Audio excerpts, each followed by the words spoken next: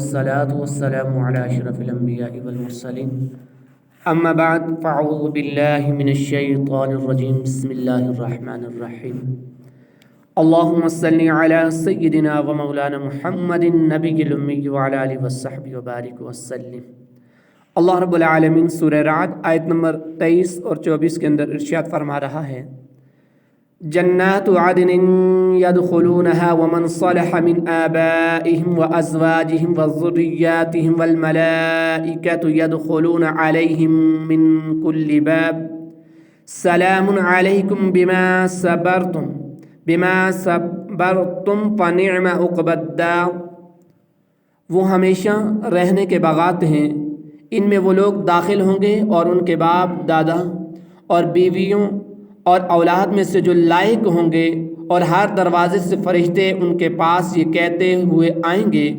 تم پر سلامتی ہو کیونکہ تم نے صبر کیا تو آخرت کا اچھا انجام کیا ہی خوب ہے۔ جنات عدن، وہ ہمیشہ رہنے کے باغات ہیں۔ ان آیات میں مذکور اوصاف کے حامل حضرات ہمیشہ قائم و دائم رہنے والی جنت میں داخل ہوں گے، اور ان کے باپ دادا بیویوں اور اولاد میں سے وہ لوگ بھی ان باغات میں داخل ہوں گے جو ایمان لائے، اگرچہ ان لوگوں نے ان حضرات جیسے عمل نہ کیے ہوں گے۔ جب بھی اللہ تبارک و تعالیٰ ان کے اکرام کے لیے باپ دادا کو ان کے درجے میں داخل فرمائے گا، اور ان کے پاس فرشتے روزانہ دن اور رات میں 3 مرتبہ طائف اور اللہ تعالیٰ کی رضا کی بشارتیں لے کر جنت کے ہر دروازے سے تعظیم و تکریم کرتے ہوئے آئیں گے اور کہیں گے تم پر سلامتی ہو۔ یہ اس کا ثواب ہے جو تم نے گناہوں سے بچنے اور اللہ تبارک و تعالیٰ کی اطاعت کرنے پر صبر کیا، تو آخرت کا انجام بہت ہی خوب ہے، بہت ہی اچھا ہے۔ والذین ينقضون عہد اللہ من بعد میثاقہ ویقطعون ما امر اللہ بہ ان یوصل ویفسدون فی الارض اولئک لہم اللعنۃ ولہم سوء الدار۔ اور وہ جو اللہ کا عہد اسے پختہ کرنے کے بعد توڑ دیتے ہیں اور جسے جوڑنے کا اللہ نے حکم فرمایا ہے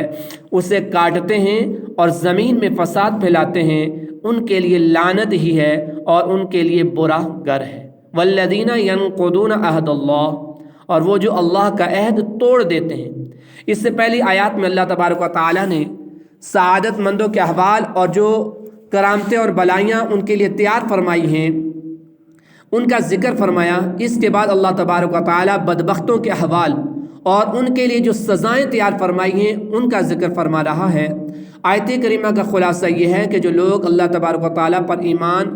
لانے کا اعتراف کر کے اور ایمان لانے کا عہد قبول کر کے اللہ تعالیٰ کے اس حکم کی مخالفت کرتے ہیں، اور اللہ رب العالمین نے جو صلح رحمی کرنے اور رشتہ داری جوڑنے کا حکم دیا ہے اسے توڑتے ہیں، کفر اور گناہوں کا ارتکاب کر کے زمین میں فساد پھیلاتے ہیں، ان کے لیے قیامت کے دن اللہ رب العالمین کی رحمت سے دوری ہے اور ان کے لیے برا گر یعنی جہنم ہے۔ اللہ یبسط الرزق لمن یشاء ویقدر وفرحوا بالحیاۃ الدنیا وما الحیاۃ الدنیا فی الآخرۃ الا متاع۔ اللہ جس کے لیے چاہتا ہے رزق وسیع کر دیتا ہے اور تنگ کر دیتا ہے، اور کافر دنیا کی زندگی پر خوش ہو گئے، حالانکہ دنیا کی زندگی آخرت کے مقابلے میں ایک حقیر سی شے ہے۔ اللہ یبسط الرزق لمن یشاء، اللہ جس کے لیے چاہتا ہے رزق وسیع کر دیتا ہے۔ اللہ تبارک و تعالیٰ اپنے فضل سے بندوں میں سے جسے چاہتا ہے وسیع رزق دے کر غنی کر دیتا ہے، اور جسے چاہتا ہے اس کے لیے رزق میں تنگی فرما کر اسے فقیر بنا دیتا ہے۔ یاد رہے کہ دنیا میں اللہ تبارک و تعالیٰ نے تمام انسانوں کو ایک جیسا رزق عطا نہیں فرمایا۔ بعض لوگ غریب ہیں، بعض متوسط ہیں اور بعض امیر ہیں۔ اس میں اللہ تعالیٰ کی بے شمار حکمتیں ہیں۔ ان میں سے ایک حکمت یہ کہ وَلَوْ يَبْسُطُ الرِّزْقَ لِعِبَادِهِ لَبَغَوْا فِي الْأَرْضِ وَلَكِنْ يُنَزِّلُ بِقَدَرٍ مَا يَشَاءُ إِنَّهُ بِعِبَادِهِ خَبِيرٌ بَصِيرٌ۔ اور اگر اللہ اپنے سب بندوں کے لیے رزق وسیع کر دیتا تو ضرور وہ زمین میں فساد پھیلاتے، لیکن اللہ اندازے سے جتنا چاہتا ہے اتارتا ہے، بے شک وہ اپنے بندوں سے خبردار ہے اور انہیں دیکھ رہا ہے۔ حضرت انس بن مالک رضی اللہ تعالی عنہ سے حدیث مروی ہے کہ اللہ کے نبی علیہ السلام نے ارشاد فرمایا کہ میرے بعض مومن بندے ایسے ہیں کہ جن کے ایمان کی بلائی مالدار ہونے میں ہے، اگر میں انہیں مالدار نہ کروں تو وہ کفر میں مبتلا ہو جائیں گے۔ اور اللہ کے نبی نے فرمایا اور میرے بعض مومن بندے ایسے ہیں کہ ان کے ایمان کی بلائی مالدار نہ ہونے میں ہے، اگر میں انہیں مالدار کر دوں تو وہ کفر میں مبتلا ہو جائیں گے۔ وَفَرِحُوا بِالْحَيَاةِ الدُّنْيَا، اور کافر دنیا کی زندگی پر خوش ہو گئے۔ یعنی مشرکین پر جب اللہ رب العالمین نے رزق وسیع فرمایا تو انہوں نے شر پھیلانا شروع کر دیا اور وہ تکبر میں مبتلا ہو گئے، حالانکہ دنیا کی زندگی آخرت کی زندگی کے مقابلے میں ایک حقیر سی شے ہے۔ خلاصہ کلام یہ ہے کہ دنیاوی نعمتوں پر فخریہ خوش ہونا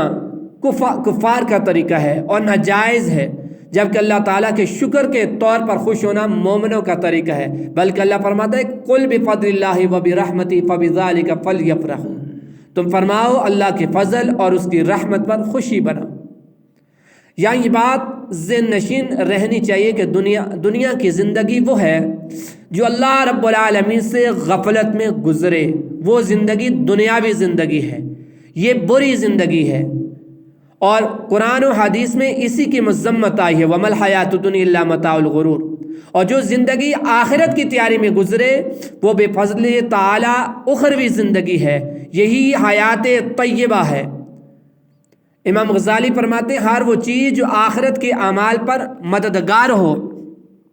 اور ہر وہ چیز جس کا انسان کے باقی رہنے اور اس کی صحت کے لیے ہونا ضروری ہے، اس کے ذریعے وہ علم و عمل تک پہنچتا ہے، تو یہ چیز دنیا نہیں ہے، کیونکہ یہ علم و عمل کے لیے مددگار ہے اور اس کے لیے وسیلہ ہے۔ تو انسان جب اسے علم و عمل پر مدد حاصل کرنے کے لیے اختیار کرتا ہے تو وہ دنیا کے لیے نہیں لیتا اور نہ ہی وہ اس وجہ سے دنیا دار کہلاتا ہے۔ اگر محض دنیا کا فوری فائدہ اور لذت مطلوب ہو اور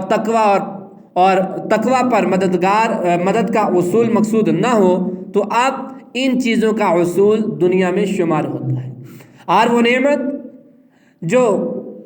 عبادت، ریاضت اور تقوی کے لیے معاون اور مددگار ہو، اگر دنیا کے اندر انسان ان کے لیے اسٹرگل کرتا ہے، محنت کرتا ہے، کوشش کرتا ہے، تو ایسی نعمتیں دنیا نہیں کہلاتی بلکہ آخرت کہلاتی ہیں۔ وہ انسان آخرت کے لیے ان چیزوں کا وصول کرتا ہے۔ مومن اور کافر اور فاسق پرہیزگاروں کی زندگیوں میں بڑا فرق ہے۔ بعض لوگ سوتے ہوئے بھی جاگتے ہیں اور بعض جاگتے ہوئے بھی سوتے ہیں، بعض جیتے جی مرے ہوئے ہیں اور بعض مر کر بھی زندہ ہیں۔ مطلب کیا ہے کہ بہت سارے لوگ ایسے ہیں کہ بظاہر تو وہ سو رہے ہیں لیکن ان کا سونا بھی عبادت، اور بہت سارے لوگ ایسے ہیں کہ جو جاگ رہے ہوتے ہیں لیکن جاگ کر بھی وہ غفلت کے اندر اپنے لمحات کو گزار رہے ہوتے ہیں، گویا کہ وہ جاگ کر بھی سوئے ہوئے ہیں۔ اور جو عبادت اور ریاضت کر کے سوتے ہیں اور آرام اس وجہ سے کرتے ہیں کہ تاکہ جب صبح کا آغاز ہو تو یہ آرام کرنا مجھے عبادت اور ریاضت کے اندر معاون اور مددگار ہو، تو پھر ان کا سونا بھی اللہ کے ہاں عبادت ہوتا ہے۔ اور بہت سارے لوگ زندہ ہو کر بھی مرے ہوئے ہوتے ہیں کہ ان کی زندگی گناہوں کی دلدل کے اندر گزر رہی ہوتی ہے، دنیا داری کے اندر گزر رہی ہوتی ہے، غفلت کے اندر گزر رہی ہوتی ہے، تو ان کی ایگزامپل ایسے ہے کہ جیسے کہ وہ مردہ ہیں۔ اور بہت سارے لوگ مر کر بھی زندہ ہوتے ہیں جیسا کہ شہداء،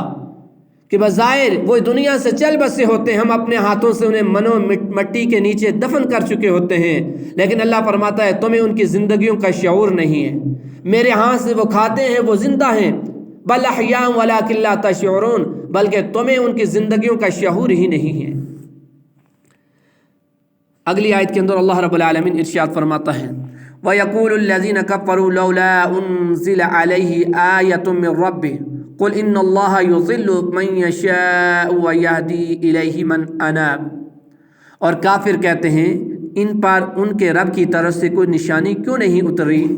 تم فرماؤ بے شک اللہ جسے چاہتا ہے گمراہ کرتا ہے اور اسے اپنی راہ دکھاتا ہے اور جو اس کی طرف رجوع کرتا ہے۔ وَيَقُولُ الَّذِينَ كَفَرُوا، اور کافر کہتے ہیں اس آیت کا خلاصہ یہ ہے کہ کفار مکہ نے